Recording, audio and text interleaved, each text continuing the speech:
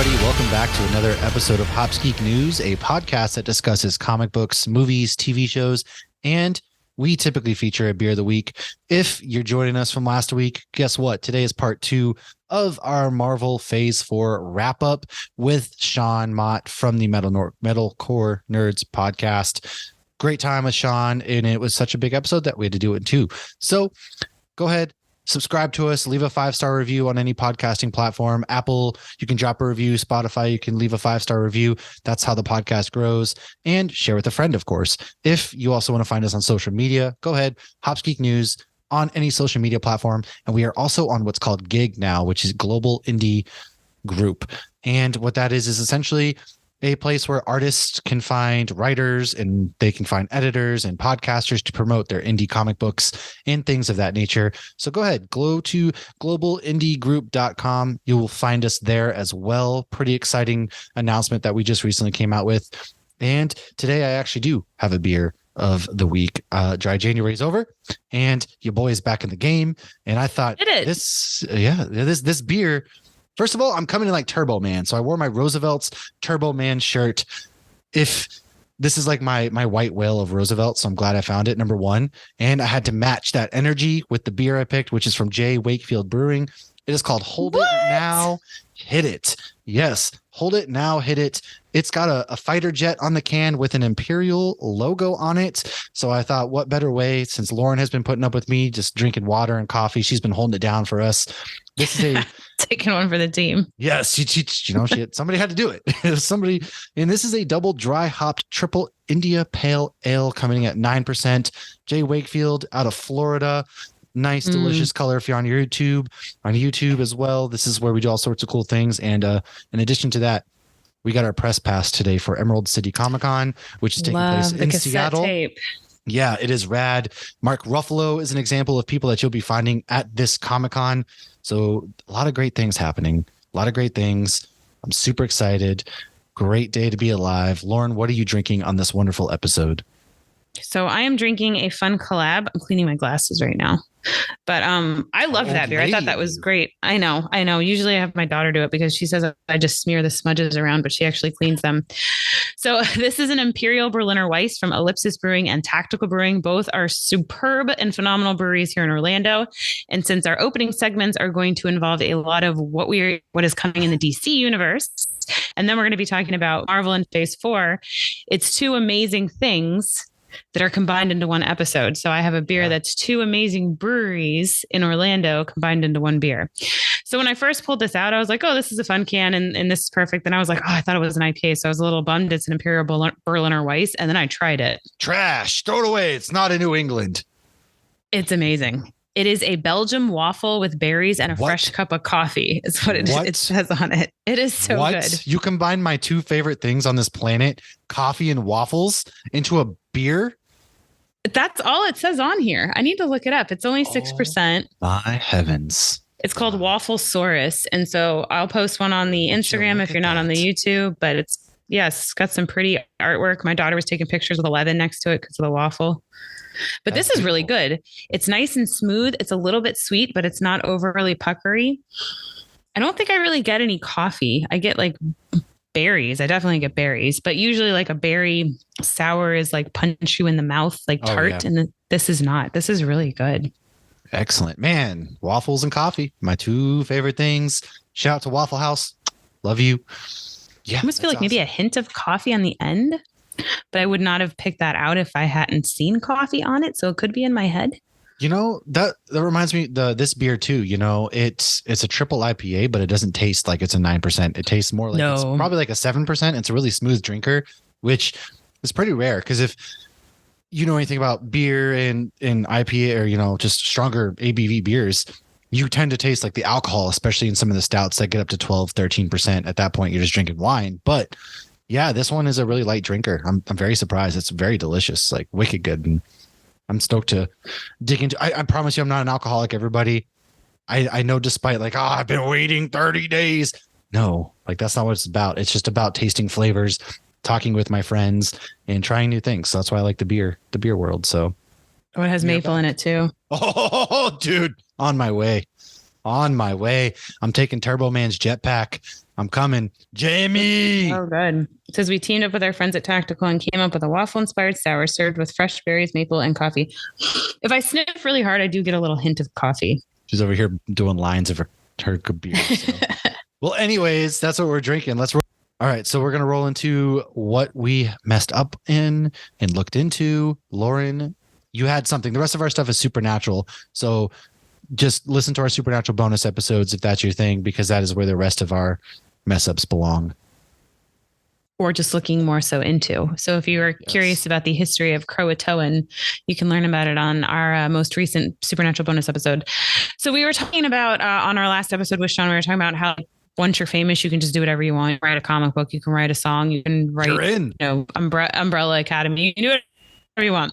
And so I was like, oh, I think Elliot from ET wrote a comic book. That is not correct. Maybe it is, but I don't know. I was thinking of Ralph Macchio. And so there was a comic I was reading. It was Eternals and it said Ralph Macchio. But then when I Googled Ralph Macchio, there's a totally different Ralph Macchio that is not the Karate Kid that works at Marvel. So I was like double wrong. Interesting. All so right. There you go. The more you know. The more you know, kids, okay? The more you know. It's pretty interesting. Well, there's a lot of news that came out this week. Did you happen to catch any of that news that came out this week? We had a couple little bit going on. Nothing major other than, well, of course, before we get there though, I'm sorry. I got to redo this. I'm a mess. What am I doing? Oh my God. So, of course, let's go into what we've been reading or watching. I've been watching Supernatural. I am just about to wrap up season 2, which we will talk about on our bonus episode. But, of course, we've both been watching The Last of Us. So, spoiler alert. In 3, 2, 1. That episode is beautiful. That episode. Wow. So, to give you guys some backstory, if you have not played the video game, Bill and Frank are in it, right? However, you don't get this backstory expanded. Bill, I saw the clip. Yeah, so Bill and Joel know each other. They go to, fun fact, the school they go to is in Lincoln, Massachusetts. I've played basketball at that. Anyways, that whole town, Lincoln, is where it's supposed to be. And I've played basketball. I had friends grow up there. And it doesn't look anything like that. But in the Stephen King called them out, like that everybody's giving him shit that this is not 10 miles west of Boston. Yes, so it's 10 miles. The whole 10 miles west of Boston thing was hilarious. I had to rib, right? I had to put out a meme that was Dunkin' Donuts. Yeah. Obviously, it wasn't Dunkin' Donuts, but that's the point. Whatever, it's fun. Nothing's going to be accurate. And in the game, they go to this gym to get the car battery and all of that kind of stuff to get the car so Joel can get the car. And that's where they find Frank, and Frank's hanging. Frank's dead. Frank was in this gym. Apparently, Bill and Frank had a falling out, and Bill was like, he was my partner. And so that's that. And so what the TV show did beautifully was expand on that. You had Bill, this raging libertarian who was waiting for the apocalypse. The day it happened, this man goes to Home Depot. He sets up this whole perimeter. Man, if I could live with Bill, I would live with Bill because he was living a good life. This man was eating deer steak dinners. He had electricity. He was just vibing his ass off. And it got deeper. So Frank, fun fact, is actually played in White Lotus season 1, and I didn't recognize him at first, and he does a really good job in that. But Ron Swanson, man, that's all I can think of is Ron Swanson when Bill's on screen. And so, man, because somebody said this is just Ron Swanson gets a boyfriend. Like it was because it literally is. You could see it being Ron Swanson because he plays somewhat of a similar character in Parks and Rec. The government really are all funny. Nazis. It's like, well, they weren't then. He's like, they are Nazis. That was funny. Then they are now. In the clip I saw from the game, though, it sounded like Frank had gotten bit, and that's why. Yeah, he hung himself. He did what he did to himself. But yeah, because he didn't want to turn. Poor Bill. Imagine finding your soulmate in the apocalypse, and it's somebody who would have absolutely ran 5Ks on Thanksgiving morning. He had him running laps. He's like, "Come on, I got to show you something. Just one more lap." But and then at the end, when you see the wheelchair, you just kind of assume it's going to be Bill because he was the one that wasn't as in shape, and it's not. No. Yeah. It was it was just beautifully. It showed that love could persevere in the apocalypse of all places, right? In unsuspecting ways. And they had what 14 3 years and 4 years. It was 2007 to 2023, so 16 years. They had like 16 years of life together, and they had to learn to live together. They didn't get to see anybody else. Just besides the two of them, too. Right. Yeah. That's COVID right there. They got Joel and Ellie for 16 years. Everybody during with COVID. No Zoom. Exactly. Everybody during COVID was like, oh, I can't do this. I can't. Well, imagine doing it for 16 years. And oh, by the way, there are raging fungus zombies out there trying to eat you. And then, oh, by the way, you wake up one night because there are people trying to break into your territory. And yeah, the way they communicate through the radio and everything. And they didn't have to say anything between Joel and Bill's relationship. It was that letter that Bill wrote that pushed him. Yeah.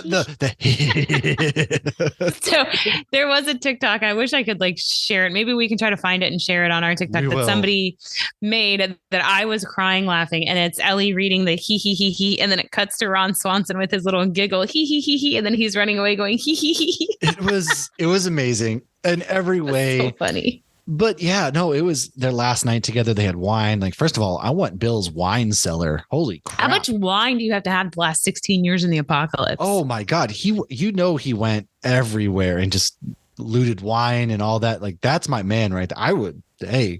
I'd live there too. But just the window being open and then the letter led Bill or Joel to be like, all right, this is my mission. And I'm going to take Ellie and we're going to do this together. And they got the car and it was beautiful, man. I would have liked to see Ellie and Bill together though.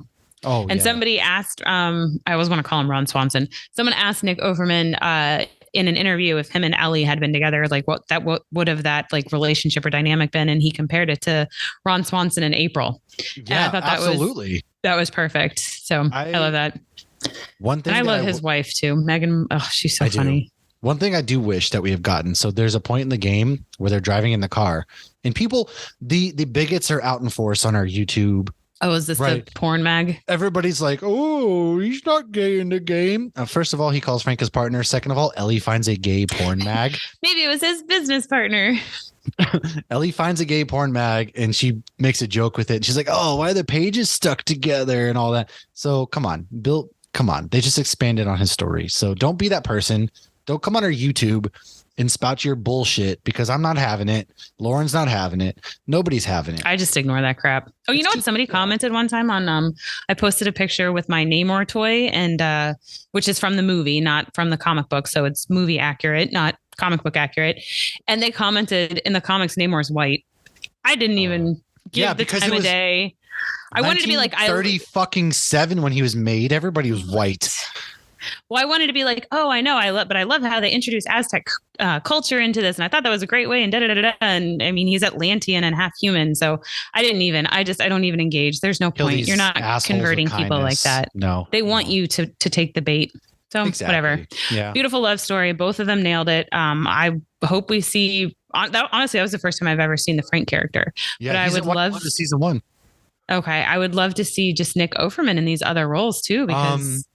Can we get a spin-off show of what they did for 16 years? I would just watch.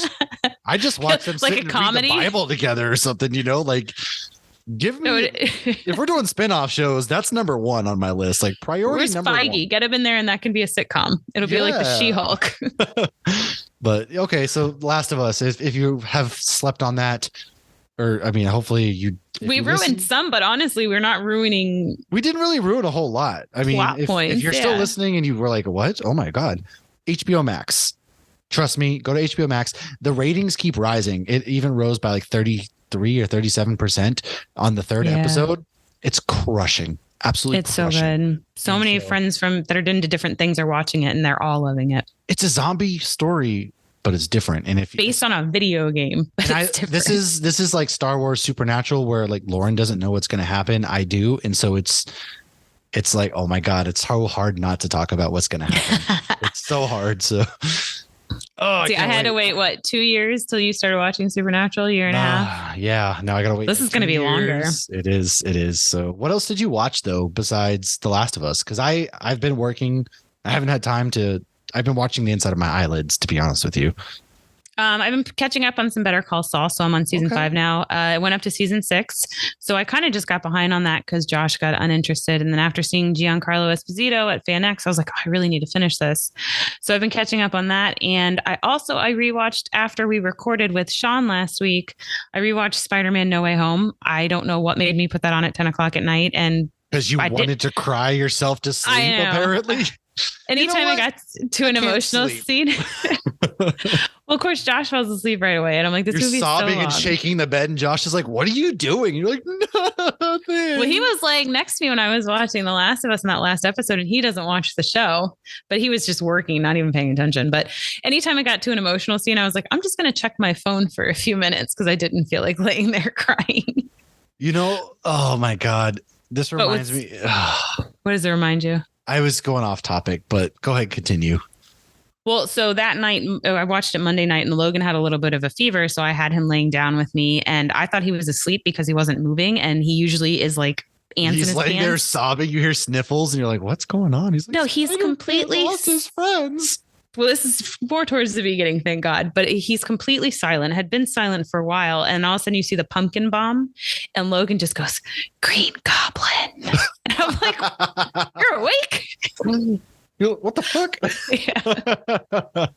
That's good. I love that. That reminds me of when Harper when we did the Rise of the Resistance, it got silent because the ride broke and she just silently goes, are they going to kill us?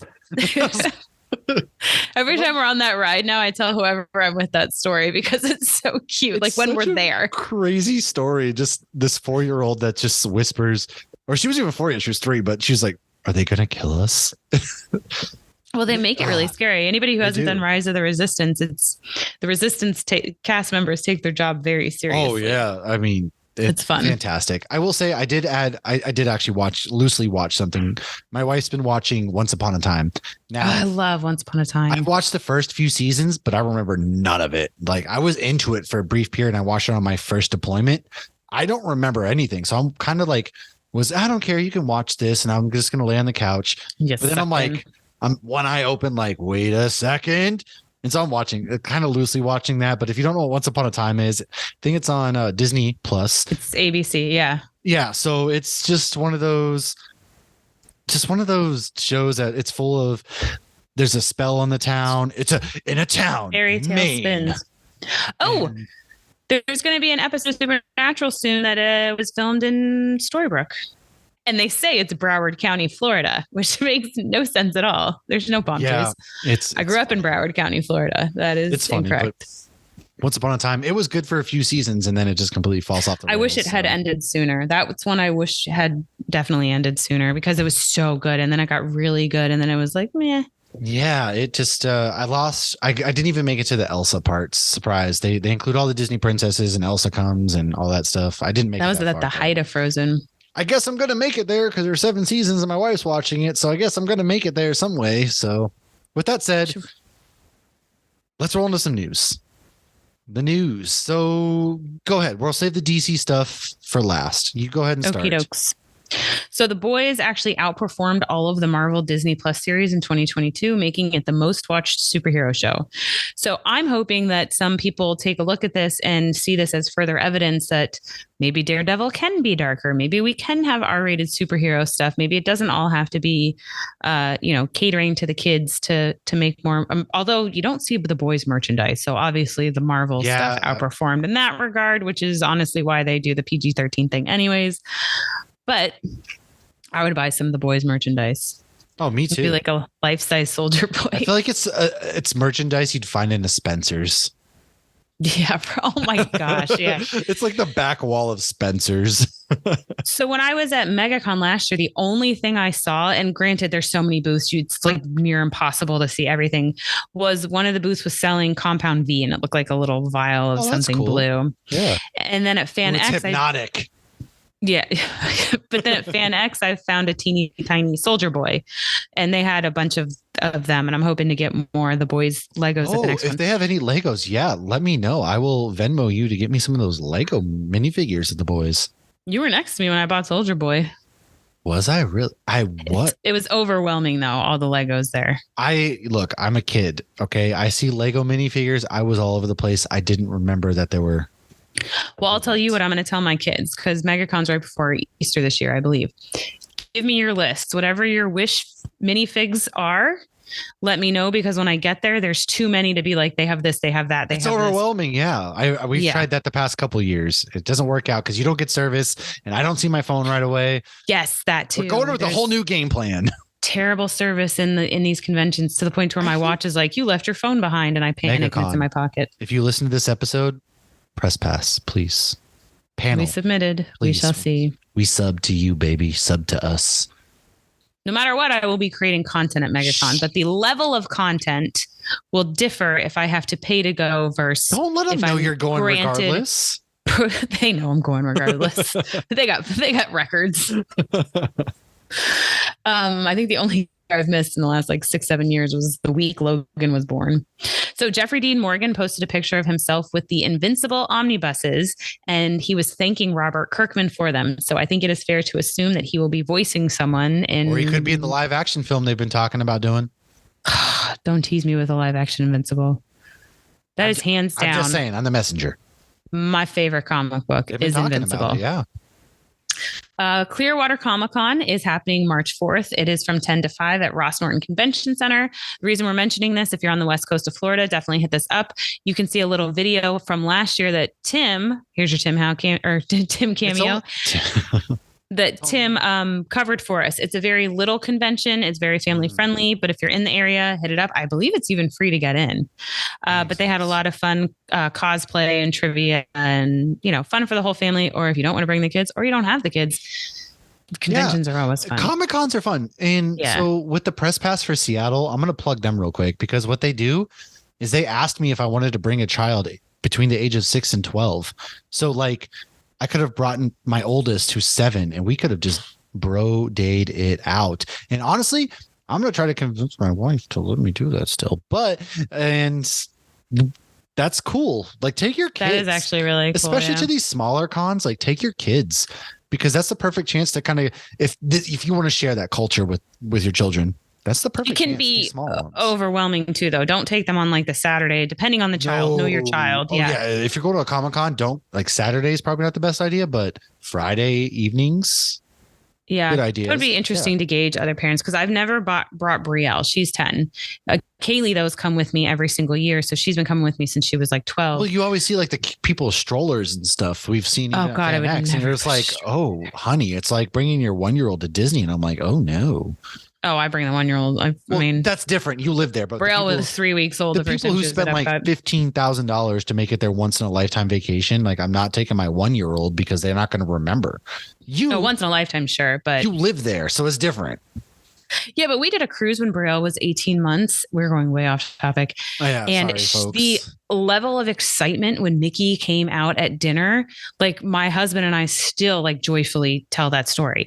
Because they do it in the animator's palette. It's for the parents. It's so amazing. It's for the parents. It goes, from black and white to color and Fantasia. Mickey comes out and the music's going and Brielle was 18 months old and she's screaming, Mickey, to the point to where the table next to us was laughing at her. So that was a great memory that we have. But it also, if it's a once in a lifetime, if you're not gonna be able to take your kids again until they're 25, wait a little while. I get that. So MegaCon does a Thursday day. And I think we're talking about bringing our kids Thursday and because Ian never brings his kids either. So we're talking about bringing the 10-year-olds. Fuck them kids. Well, you went from bring the kids, have the experience to fuck them kids real quick. All right, let's move on. Oh, God. So Amazon is working on a Tomb Raider series. Family Guy, The Simpsons, and Bob's Burgers have all been renewed for 2 more seasons. The Simpsons is older than you. Do you know the Hulu is actually doing a King of the Hill reboot? They're bringing King of the Hill revival, if you will, back to... I did. That screenshot is still on my phone. Family Guy, Simpsons, Bob's Burgers, King of the Hill. They're all kind of the same to me. Bob's Burgers is awesome. Family Guy, Simpsons, I just loosely will watch here and there. King of the Hill I kind of enjoyed, but that's what reminded me. So they're bringing that back to Hulu as well. That means I have more news on my phone that I forgot. Family Guy will never die, despite him trying to get that killed off. So we have a ghost movie coming, and it's called We Have a Ghost. It's a movie coming to Netflix with David Harbour and Anthony Mackie on February 24th. What? I watched the trailer. This is looks like a family-friendly comedy action movie. It looks pretty good. I'm not gonna lie. Sign me up. Those two? Yes. Anthony Mackie, it looks like he's the dad, and they have a ghost in their house, and David Harbour's the ghost. And he can't talk. David Harbour. Okay, is there a guy who shows you more range than David Harbour? Like Santa Claus. Yeah, that's fair. Red Guardian. Overweight Russian superhero. Father cop of a supernatural overweight cop in the 80s. And now he's a ghost? Like what? That guy is busting his ass. I'm here for it. That's awesome. Yes. Oh man, speaking of Netflix, did you see the new crackdown laws with Netflix? No. So if you do not log into your Netflix account once every 31 days from your home Wi-Fi, they will lock you out. Who would not be doing that? That's weird that they're I'll even tell doing you, that. no, I'm going to tell you who. That? Military members. What if we're deployed for 6 months? What if we're going for work? What if you move? How are they going to be able to tell that you moved or not, right? We did go on a 5-week road trip one time. What if I only, so I have to make sure I log in once a month for my phone if I only use it sparingly when I fly and stuff. So they didn't think this through at all. Netflix is, I will give it 2 years tops before Netflix either reverses this backlash or they sink completely. Hands down. But that's for everybody listening. That's the newest laws with their password sharing. It's all bogus. It's crap because you have a lot of people who like, what if you're poor, right? Or don't have a lot of money. So mom and dad, they pay for the Netflix. I pay for the Disney Plus. Sister pays for Hulu. We all share accounts because that's how we can get this streaming because everything's on streaming. We're just trying to pay less than we did when we had cable. That is literally our only goal. Exactly. And then not to mention, not for nothing, but like Netflix doesn't have a lot of good stuff nowadays at all. It's supernatural. See, the thing with Netflix is it's always the stuff that like I need to have. I need to always have supernatural. Like I'm watching Better Call Saul on there now. Like I need all that stuff. So I'll go through a couple more things so then you can do DC because I'm going to let you take all of that. Oh, yeah. So this doesn't seem like news, but apparently it is. Dexter New Blood has been canceled. I thought it was just it was a one-off, but they're doing a prequel. I guess there's talks of them doing a prequel. We shall see. I've heard talks like maybe doing a prequel with his son or something. No, and I guess something about the Showtime and Paramount Plus mergers. Whoop. I think that's all the news I had. I think the only other news okay, that's for Supernatural. Yeah, I'm good. Go. Okay. Well, DC news. All right. So James Gunn came out. Him and Peter Safran have announced their slate. So let's start from the top. We're getting a Creature Commandos TV show. It's a 7-episode animated series written by James Gunn. It's already in production. It's a team of classic monsters that assemble to fight Nazis. And this is going to be a modern take on the concept. So they're going to go ahead and fight people like Marjorie Green Taylor and Lauren Boebert and all them and things like that. If you get that reference, thank you. Number 2, we get a Amanda Waller spinoff TV show. So Viola Davis is going to return. And she's going to be back with some of the Peacemaker cast. More to come from that. But it's written by Crystal Henry of Watchmen and Jeremy Carver, the creator of the Doom Patrol TV series. Next, we're getting a Superman Legacy film coming out July 11th, 2025, written by James Gunn. And then we're also going to be getting the Batman sequel to Matt Reeves' universe. This is what's called Elseworlds. So it's supposed to come out on Mean Girls Day. Joker, Batman, Teen Titans Go are considered Elseworlds. So Batman will come out October 3rd, 2025. Matt Reeves, Robert Pattinson. And now we're getting Lanterns. So Lanterns will have... It's basically a True Detective style TV show featuring Hal Jordan and Jon Stewart. Personally, if you're asking me, Jonathan Majors, Glenn Powell should both be respective characters in that. That's going to be a TV series. And then we have The Authority. So this is a movie, which I wrote an article about who The Authority was. If you want to check that out, bamsmackpow.com.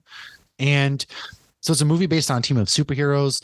They save the Earth by any means necessary. Their last comic book run was actually in 2010. And so more to come there. They're kind of like Jack Nicholson and A Few Good Men. So they blur the lines, basically, they right? Can't handle the truth. Exactly.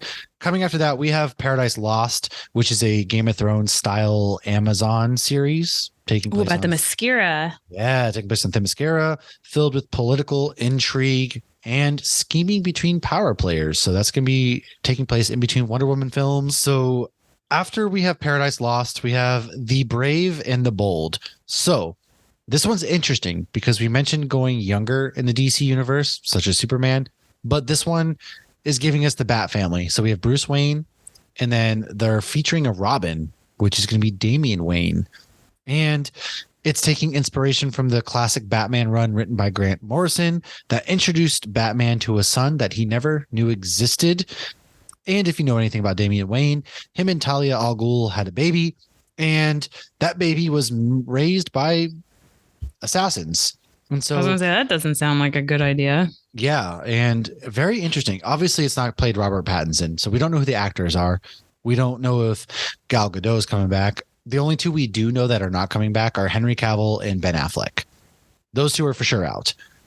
Now, after that, we're getting a Booster Gold HBO Max TV series. So Booster Gold was created in I met him in Smallville. Yeah. Booster Gold was created in 1986, and it's about a loser from the future who uses basic future technology to come back to today and pretend to be a superhero. That's going to be I love that concept. Yeah. That's good. I hope it's a comedy. I mean, it's got to be a comedy. It's James Gunn. Absolutely. All of this would be a comedy. I think so, for sure, without a doubt. And after that, we have Supergirl, Woman of Tomorrow. So this has... We had a legit Supergirl movie, like a legit one? So I'll get to that in a minute.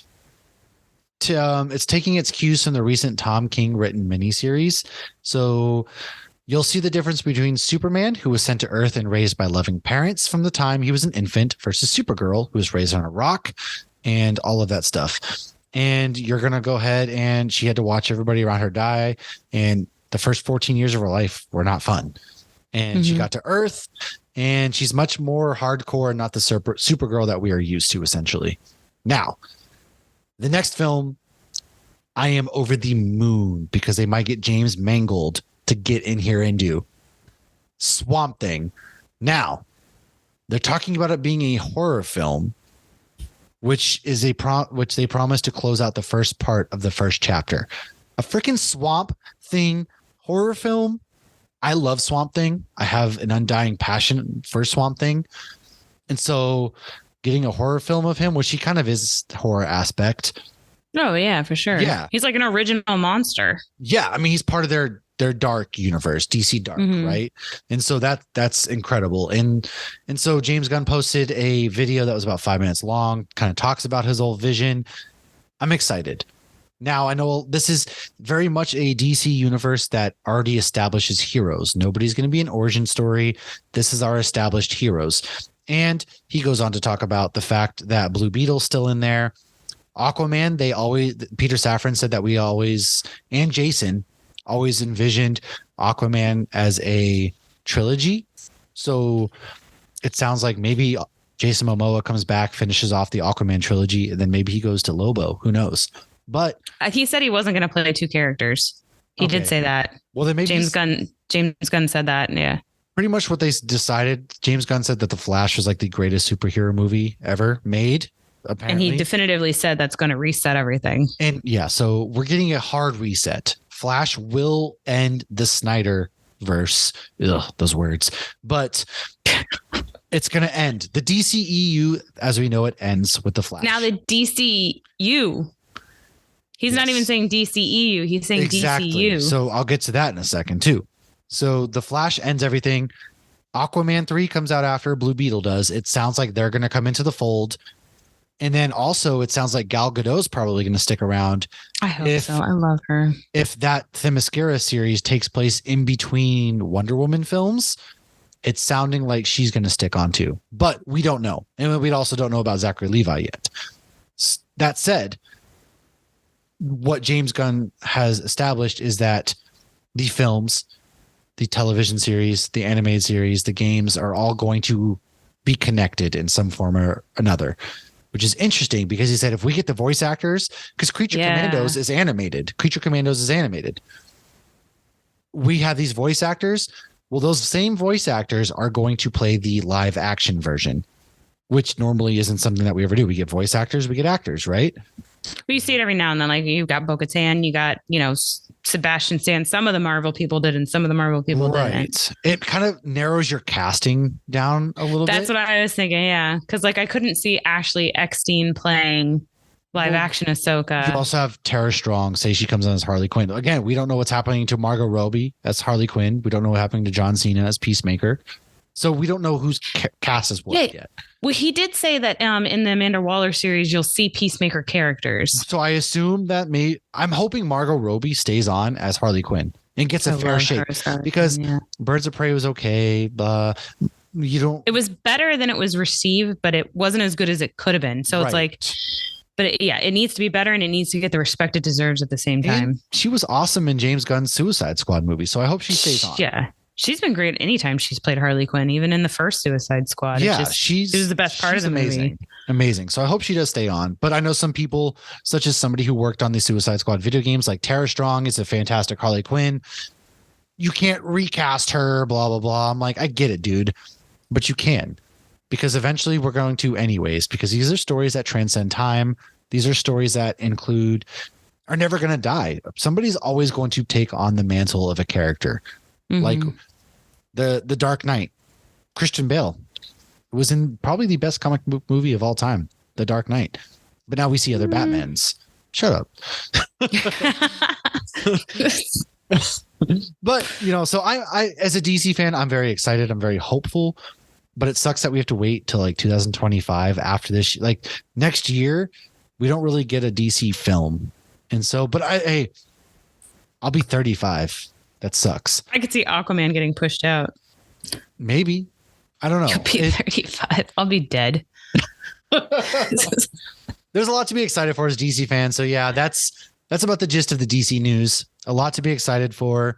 A lot of things to also be like, I don't know. We'll see. That's interesting. We're starting with things like The Authority or Creature Commandos. But we said that about Guardians. We did. I mean, Iron Man, when they kicked off the MCU, everybody was like, wow, Iron Man.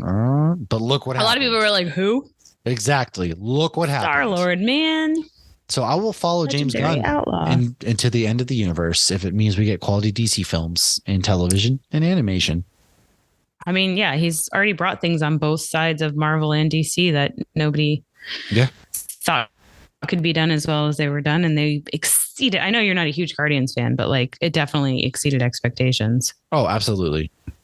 Without a doubt, it did.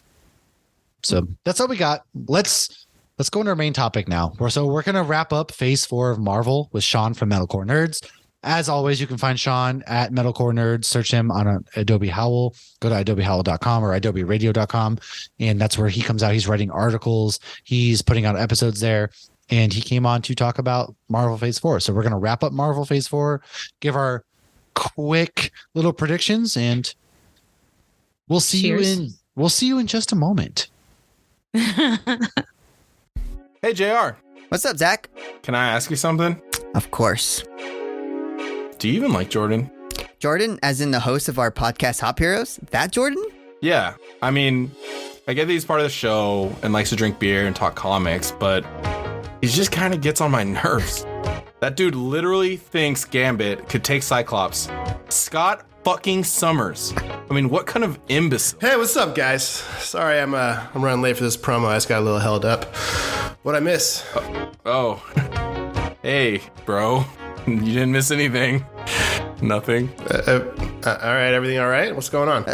Nothing. We're talking about the podcast, how we like to drink craft beers and discuss comic book stories and shows. Yeah, that's all we were talking about. Wait, JR, did you finally tell Zach that we didn't really like him?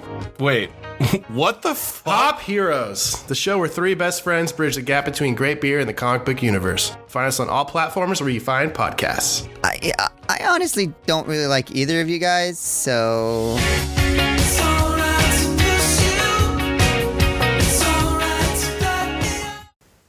Hey, everybody, welcome back. Once again, we are wrapping up today, phase 4, and then going to go into some quick predictions. If you caught our episode last week, Sean is still with us once again.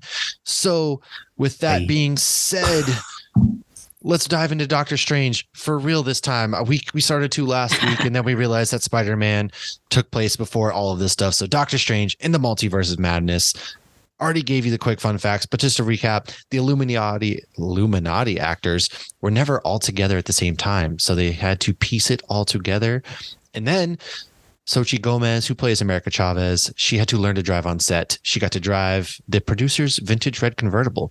This took a few years to produce, and a lot of things that went in this movie. Sam Raimi came back. Everybody was like, "Oh my God, everybody's going to be in this movie. It's the Multiverse of Madness." But I feel like our expectations got a little ahead of what actually came in this movie.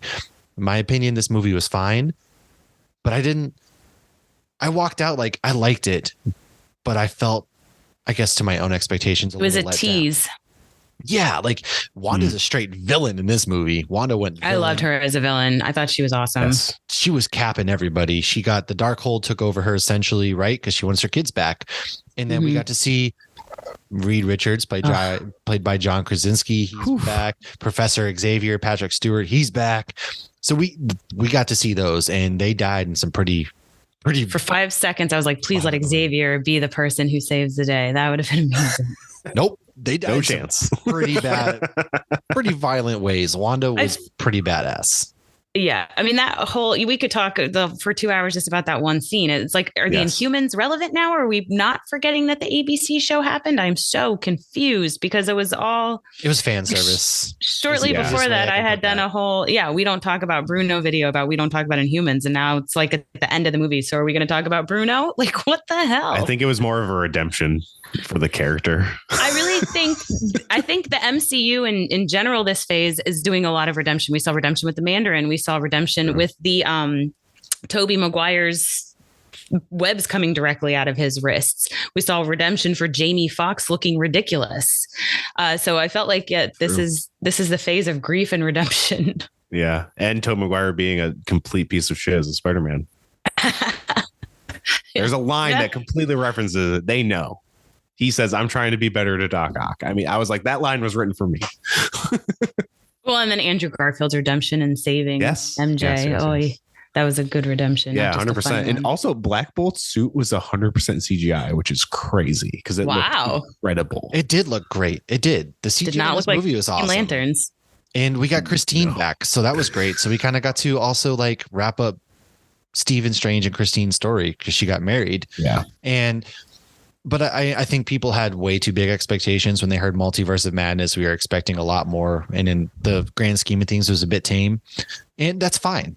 That's, once again, everybody got really excited. But I just feel like it was a 2-hour movie. So it went through fast, which, again, I thought the pacing, some parts breathed, some parts didn't. And at the end, it's kind of left open-ended. Wanda's not dead. Put it to you that way. Wanda didn't die. We all know that. Hell no. But we got really cool shots. Biggest gripe of that movie is that they could have done without the fake death. Like, just agreed. Not whatsoever. Like, that was. We know. That was like, I was like, come on, you did not need to do that. Yeah, like that was my biggest gripe of that movie for sure. Well, yeah, I think that moment kind of. Because what we talked about WandaVision earlier, like it did so much for Wanda's character, and it was awesome seeing her going off the rails. But for then to, and that's like one of my biggest problems with Phase 4. One is it'll be corrected because there's so many big things happen, and we don't know the ramifications of these things yet. And that's me preemptively thinking that now, which obviously those are going to be answered, so that's fine. But they introduce all these cool like items with all this crazy lore, and they just get destroyed immediately. You know what I mean? Darkhold, destroyed. Necrosword, destroyed. Like they all just get destroyed so fast. And it's like, why? Why can't you just leave them around? Like, why do they need to be destroyed? You know? Right. Don't you think that'd make things more interesting and dangerous if they did still exist? And when I left this movie, I was left in a kind of a daze of like, what the fuck did I just watch? Because it is just, it's such like a balls to the wall race from the jump of the movie, from the opening scene to the end. You're just like, what the fuck is happening? And it's awesome in that way. And watching it a second time, it made me appreciate Doctor Strange arc more in it, because it really is a movie about him kind of coming to terms with he doesn't need to put the weight of the multiverse on his shoulders anymore. He can use help, and he gladly took that help. And that was cool. And kind of seeing the ramifications of even him saving the day from Infinity War to what he does in this movie, to seeing that like, hey, the shit you do is fucking shit up, man. Like you are really fucking shit up for people, which is cool. I will say the ending to the after credit scene felt weird, because it's like, oh, he has the third eye and he's freaked out, and then he's cool with the third eye like 5 minutes later. That maybe because he saw Charlize Theron, he's like, oh, all right. Yeah. So I kind of wish there was like a better transition to that, or if they just they could have just ended with that after credit scene instead of the ending they had. That might have been cooler too. But I get it, it's like the end credit scene, you got to introduce new characters, set something up, whatever. But yeah, like I kind of loved Sam Raimi's flair to it. Seeing that in the MCU was really cool. But yeah, just if they got rid of the fake death, if they changed like a few things, I think it would have been a great movie rather than a good movie. Now I have a question, because I hear a lot of people say, oh, you did all this character development in WandaVision and then you just threw it under the bus. And to me, I'm like, no, she's corrupted by the Darkhold. The character you saw Xavier trying to reach out to, that's the Wanda that was at the end of WandaVision, in my opinion. So how do you guys feel about that?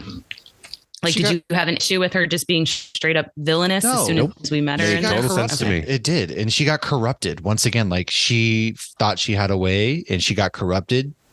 That makes perfect sense to me. I'm fine with it. Okay. I think the only thing that ruined her character development was killing her. Yeah. Fakely. That was just stupid. Just for her to show up and later on be like, surprise. Hey. Yeah. Like I loved her realizing that she became a monster. That was great. How they beat her.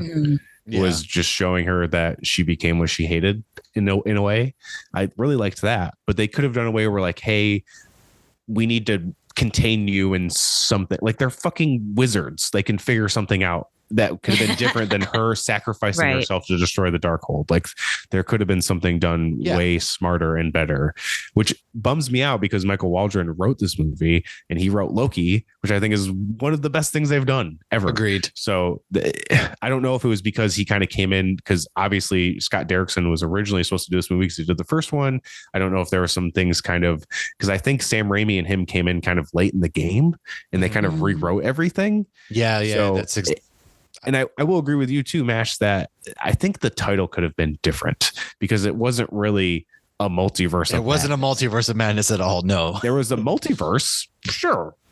And we did see some cool different Earths and stuff, but I think the title misled people. It was a self-contained madness because they didn't bring really any outside thing. Yeah. Yeah. Because Wanda was the only madness. Right. Yeah. So they could have saved themselves some expectations with a little bit of that.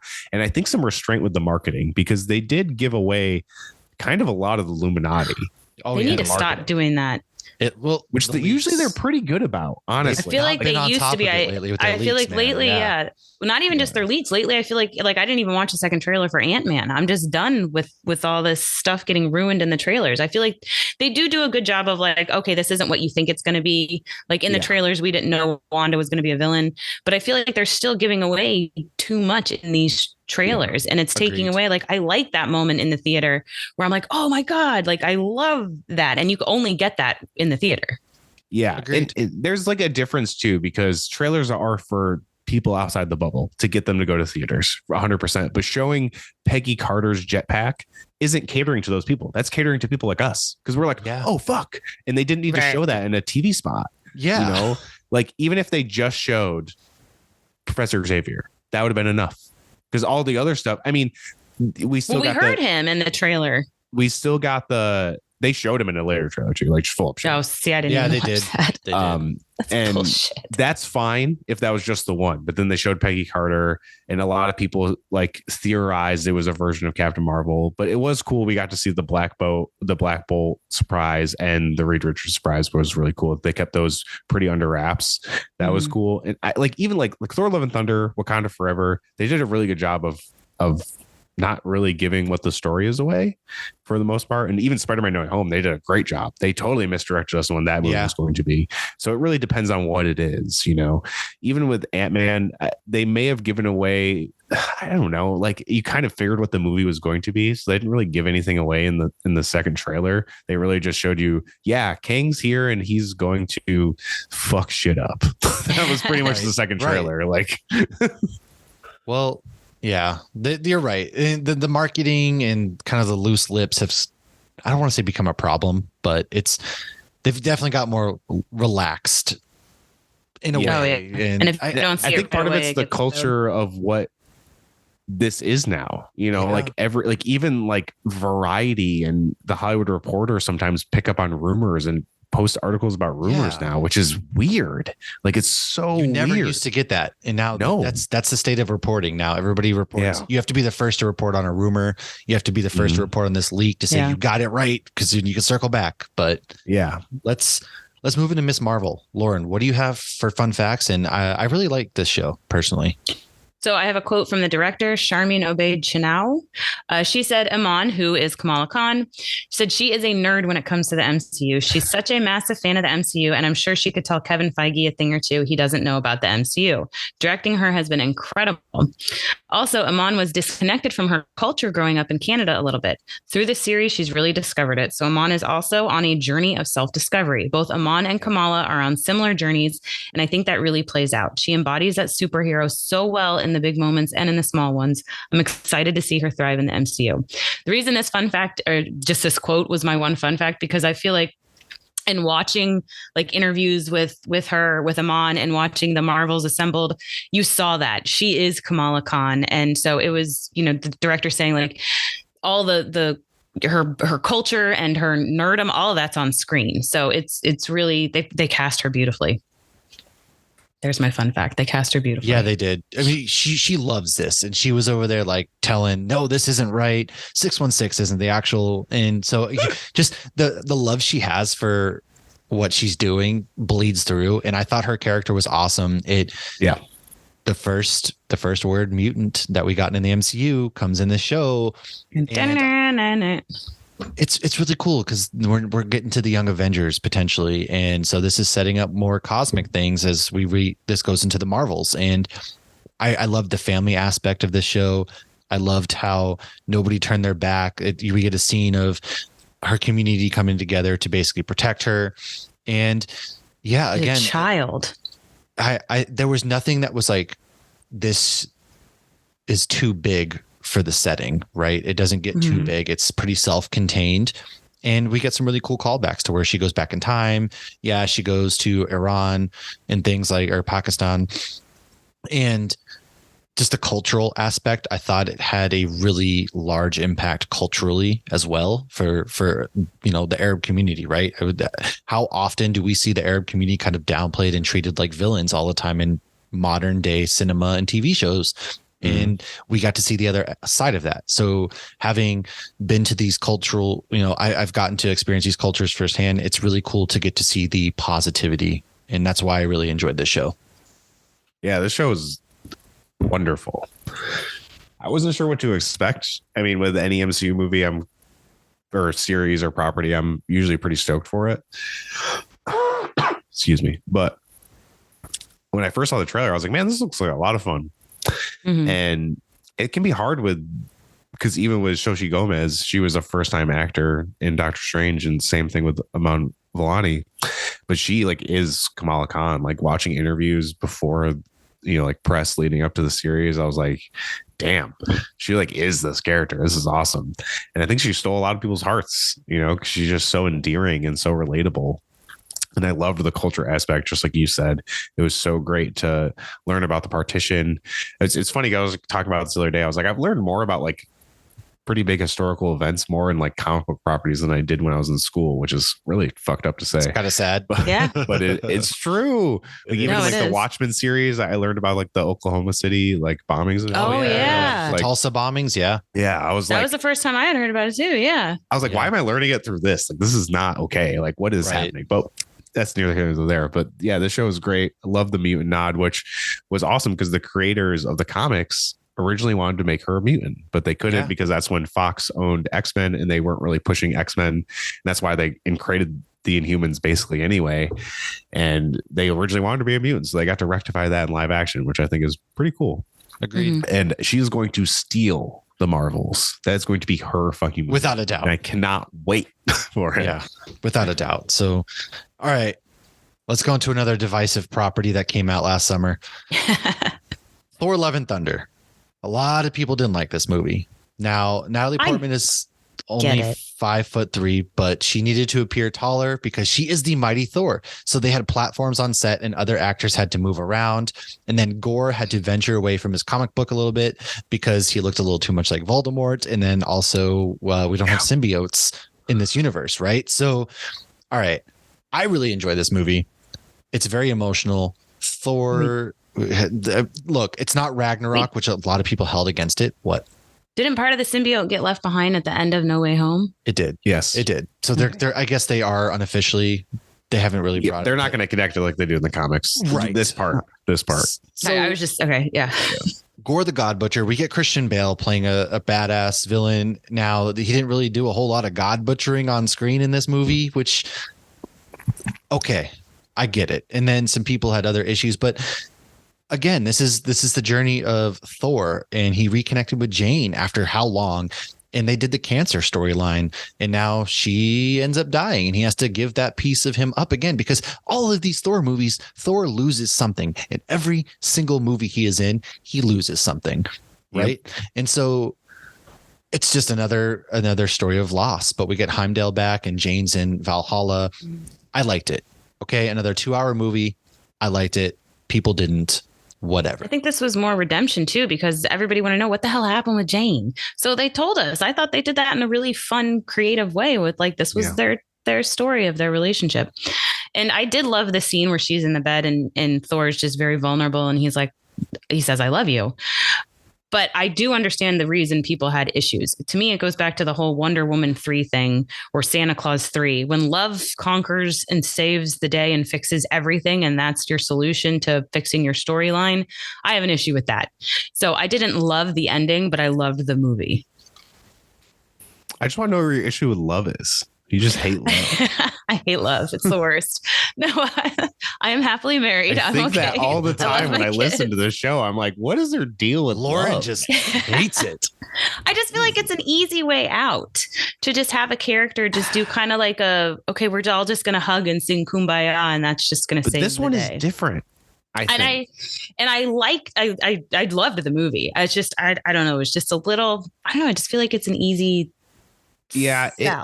I think it's hard for me because I can get like the first 2/3 of this movie because it is extremely goofy. It is Taika Waititi at his Taika Waititiest. Like he is off the fucking rails, dude. And I thought it was funny. I've not rewatched it at home, so I don't know how the beginning will really land for me now. But the ending is like everything to me. So I had my wife's mother had a battle with cancer and we lost her to cancer. So like the whole ending like ruined me because like I went through this, like the scene in the bed, like I had conversations like that. So like that shit just hit home hardcore for me. So the whole like her and that's like the thing, like Jane coming and fighting, even though she knows she's going to die from it, is like such a big thing with people that battle with cancer because they can either like fight for their lives and do it miserably, or they can spend it doing what they love with the people they love and go out like happy. So that's why it's like, it's a little more than like love conquers all kind of thing for me, because she, like even Gore sees that like she sacrifices everything to fight another day, to like go out on something. And I did see like a bunch of people kind of being like, oh, you only go to, like they set up earlier in the movie with Sif, like you only die when you're in battle. Like Jane wasn't in battle. And I was like, she was battling cancer. I was like, that's the biggest battle there is, man. And I was like, and if you say you're not, then like, I'm sorry, but you're wrong. Like you can't combat that. Right. No, I had no issue with that. I liked that. And I knew that she was sacrificing herself to save a child. I'm all for that. It's when the bad guy suddenly feels love and does the 180. So like with Gore at the end, I felt like he had been so corrupted by was it the necro sword? Was that what so he had been so corrupted and he's just gone full evil. And now just in this one moment, he switches. It's like when the little girl hugs Martin Short at the end of Santa Claus 3. Ruined the whole trilogy for me because it's just not that easy. So that's what I thought. The whole Thor and Jane story was great. I loved all that. Yeah. It was just when the villain all of a sudden is like, all right, love is going to conquer every evil ambition I had. And now I'm done. It's kind of the same thing with One Move for me, where it's like he turned at the moment where he knew what he was doing was wrong. Right. You know what I mean? Because at the same time, he's almost not a villain too. Like he kind of got wronged by the one thing he believed in his entire life. And he was trying to get the revenge that he thought he was owed, you know? And I think that's the one, because I can understand, because Gore in the comics is a motherfucker. And it takes three Thors from 3 different periods of time to stop him. So I can get why people are let down by that. And that's totally like warranted. I kind of wish they saved Gore for another movie or something, because bring him they back had later on. Whatever fucking villain in this. Right. Which I guess is like kind of a theme for Thor movies of wasting villains. Because man, they did Malekith dirty. And I am they did. Thor Dark World defender. That movie is not that bad. It is not. I don't get the hate that it gets. I think it's a great movie. It's decent. It's not that bad. I'm not saying it's the best, but it's not that bad. It's not as bad as everyone says it is. It's not in my top 10, but it's not on my bottom 5. They did Malekith dirty, because Malekith in the comics is fucking insane. So, and I love that actor too. Yeah. The Ninth Doctor. Chris Eccleston. Yeah. So I get it. Like I get some criticism of this movie, but again, I think, and we live in a time where everyone is so critical of everything. You know, everyone's a movie critic on Facebook now, so it's crazy. Also, visual effects artists. So yes, visual effects experts for sure. They're screenplay experts also. Very, very, very casting knowledgeable experts. Yeah, so it's crazy. It's crazy, but it is what it is. But overall, this movie was great. A great follow up to Ragnarok. Yes, I think so too. I absolutely did love it. I just agreed. That's just my that's my little nitpick. So Lauren hates love. So let's move into something we love. So we have the I Am Groot that came out. It was just fun little shorts. And then Groot is evil in those. He is. But he's straight up barbaric. She-Hulk. That's what we're really here for. She-Hulk came out. And this is actually Jamila Jamil's 5th comic book feature after having appeared in DuckTales, Harley Quinn, Marry Me, and DC League of Super Pets. And then Malia Arya plays She-Hulk on set for having reference. She's 6'5". 6'5". So she's about my height, whereas Tatiana Maslany is 5'4". Again, this is where the MCU about my height came flying out. People had a lot of issues. I loved She-Hulk. It was fun. It was very self-aware. Daredevil came in. We get a scene where Daredevil and She-Hulk are having a family, dinner, whatever it is, with each other. And it was, again, self-aware, broke the fourth wall, didn't have that. It had that really great sequence where she's talking about, we're not going to have just another man come in and have a CGI fight. She was like, no, let's figure this out. And so I like the series. There's not a whole lot more I can say other than I just really like the series for the humor it did, the self-awareness, and to set up Daredevil's back, baby. Yes. Thank God. This is pretty low on my TV rankings, admittedly, but it's not because I didn't like it. I did like it a lot, especially the last 2 episodes I thought were really strong. And the first episode was really strong too. Yeah. The rest was just like, it was like good, fun TV. Yeah, it was a sitcom. There's not a lot I can say. And there's a lot of people who had criticisms of the finale of how she goes and meets with Kevin and then kind of ends everything. And they kind of wish they saw the in between of her rewriting the ending a little bit, which I guess I can understand those criticisms too. But I can't wait to see her mix in with the rest of the Avengers. I'm stoked. Mm-hmm. I'm stoked to see She-Hulk CGI in a movie budget. Yes. I don't have to cut back. And I don't think it was as bad as people said. Again, VFX experts on Facebook, but it definitely was inconsistent at times. I can definitely agree with that, but Agreed. I can only imagine how expensive that was and how hard it is. Without a doubt. Mm-hmm. But when she's looking like fucking Thanos in the movies, people will be stoked. So I agree. I think that she's I can't wait to see her either. But no, I really like the series. Again, it rated low on mine, but it's just because all these series are so amazing. It's harder to rank. Yeah. The only episode I was not entertained by was the wedding episode. And I just felt like nothing really happened in that. And I also wish we had gotten more of Jamila.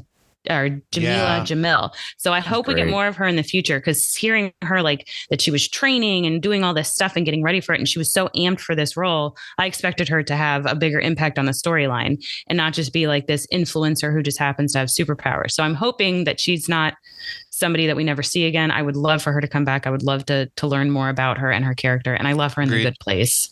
Yeah. So I was talking to a friend about this, and he was like, well, I didn't really like that they had, She-Hulk do all this Deadpool stuff. And I feel like a lot of people don't realize how much she does that in the comic books. That's her character. Yeah. Dan Slott was even like, look, I wrote these, and this is as comic accurate as it gets, because he was the guy who wrote all of these. Well, and when I said that, he seemed a little like surprised. So I feel like a lot of people really just don't know her and know who she is and thinks that she's stealing, Deadpool's gimmick or whatever, and she's not. And I thought it was a lot of fun, and that was it. It was a sitcom. So yeah. Let's move into, we got 3 more. So Werewolf by Night. This was the first Marvel special presentation, came out around Halloween. It was black and white, which helped them to avoid a TV mature rating because you couldn't see the red blood. And while this is the first on-screen appearance of Ted Sallis, which is the Man-Thing in the MCU, he's previously mentioned in dialogue by Maria Hill in Agents of S.H.I.E.L.D. Nothing Personal 2014, and a sculpture of his face was carved into the Grand Master's palace, as seen in Thor Ragnarok. Oh, yes. Yes. So holy shit. This was fun. I had a lot of fun. I want more Marvel special presentations. This takes place. They all kind of gather for this hunt to take over the gem. And you get to see this really cool sequence of him turning into werewolf and just ripping apart these guards and things. And Man-Thing was a lot of fun. And it turns out that they were kind of helping each other. So bros. I know I don't, again, not a lot here, but I really enjoyed it. I hope we get more Werewolf by Night in the future, Midnight Suns, whatever it may be. Yeah, I'm hoping so too. This was fantastic. And Michael Giacchino's directorial debut. He's a famous composer, if you guys didn't know. Yes. Composed a lot of Pixar movies, The Batman, Spider-Man No Way Home. The list goes on. His accolades are long. There's actually a whole documentary about him on Disney Plus. Yes. It's pretty entertaining, and it shows clips of his like movies that he was making in the 80s, which are quite impressive for a kid making movies in the 80s. Yeah. Yeah, he's doing like a remake of an old like horror classic, and after seeing this I'm like, fuck yeah, give it to him. Yeah. Yes, that is perfect. After seeing this I was like, dude, have him direct Blade. Like, come on. Like, this dude is so good. It's like a throwback to a classic Universal horror movie, and it was done insanely well. The trailer, I was stoked when the trailer came out, but I was a little weary that it might be too campy, but it wasn't at all. It had a little bit of humor in there. Zombie thing. Yeah. I thought it was fake when the first time I saw it. I really thought it was fake. Yeah. And that played way better in context than I thought it would. So yeah, this was great. Apparently we have 10 minutes left on this, so I guess we can kind of wrap up. Yeah, we just got Wakanda. Because we also have 10 minutes, until 11. So perfect. All right. Well, let's touch on the last 2. So we have Wakanda Forever. That came out, and then Guardians of the Galaxy Holiday Special. So Wakanda Forever. I do have a not really a fun fact, but while designing the hundreds of white funeral outfits, costume designer Ruth E. Carter took inspiration from various cultures across Africa to create a unique identity for each Wakandan tribe. I thought this whole movie, they did a beautiful job saying goodbye to T'Challa and Chadwick. It was beautiful. Perfect. It was hardcore too, man. Namor he fucking drowns her, and I love God, it was, everybody comes out looking strong in this movie. It was great. It was great. Shuri, we all kind of knew she was going to be the Black Panther. It was awesome when she actually did take over. I was pretty hyped about that. And then T'Challa had a son. That's the trailer that made me upset, and why I don't want to watch trailers anymore is they showed her as Black Panther at the end of the trailer. Yeah, they did. Yeah. I mean, everyone kind of knew it was her. Yeah. But they even played with it within the movie, which I thought was funny because she's like talking to Nakia in one of the scenes. I was like, were they going to make her the Black Panther? Yes, they did a good job kind of misdirecting because I thought for sure they were going to make Nakia. Yeah. And I was like, oh, maybe I was wrong. But in the end, no. And it was every bit emotional. And I think it was the first time they said the word mutant, like straight up mutant in the MCU. Oh, yeah. Which when they said it, I think Sam looked at me like I was going to pass out. I was like, oh my God, they said it. But that was awesome. Namor was awesome. I was worried they were going to kill him. And I was like, if they fucking kill him, I'm going to be so mad. But thank God they did not kill him. And they came to that like peace treaty. And I think it's setting up a major war for Vibranium and Wakanda. And I think it's going to be pretty wild. Thunderbolts. This will probably go into Thunderbolts. Yeah. Yeah. See, his whole change where at the end, he's like, okay, like I respect you and I'm going to back off. And at the fight at the end, see, like that's the kind of ending. It was like Namor in the comics always does what's best for him in Atlantis. Yes. And so I liked that he's strategic, he's intelligent. And so like that ending made sense to me rather than this just sudden, like it wasn't a sudden change of mind. It was he had new information to make a decision. Yeah.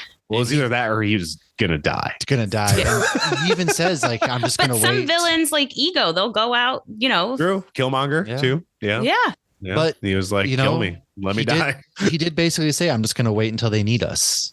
And so, yeah, which I think is going to cause inner conflict for sure for him as well. Oh, yeah, for sure. I think it's going to be a very interesting character moving forward. And obviously echoing you guys, like so emotionally beautiful. And that opening scene just set the stage for what was an emotional ride. We got two funerals in this movie. God, I wasn't ready for that. Dude, seeing that silent opening Marvel fanfare. Oh, and you just heard sniffing. I saw opening night in IMAX. You could hear a pin drop in that fucking theater. It was insane. I just heard just constant. That too, yeah. But so what I thought was beautiful about that is Stan Lee died. I think I've said this on here before, but when Stan Lee passed, they had a beautiful opening during Captain Marvel with all his cameos, but the music played, and it shows the difference between a life lived and a life taken too soon. Agreed. It was like we were celebrating Stan Lee's life, but we were mourning Chadwick Boseman.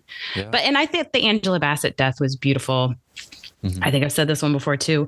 She died so that Riri's mother didn't have to live through what she lived through. And so that line, I need to call my mom, was not a throwaway line. It was showing that she is a child. Yeah. And we too often forget in, these movies and TV shows that teenagers are children. Yeah, they are. And they still need their parents and they still need guidance. They are. Well, let's wrap up with Guardians before we go into our rankings real quick. Bow. So this is an epilogue, basically, Guardians of the Galaxy Holiday Special. Kevin Bacon didn't even read the script. He said it just sounded fun and was excited when he was mentioned in the first movie.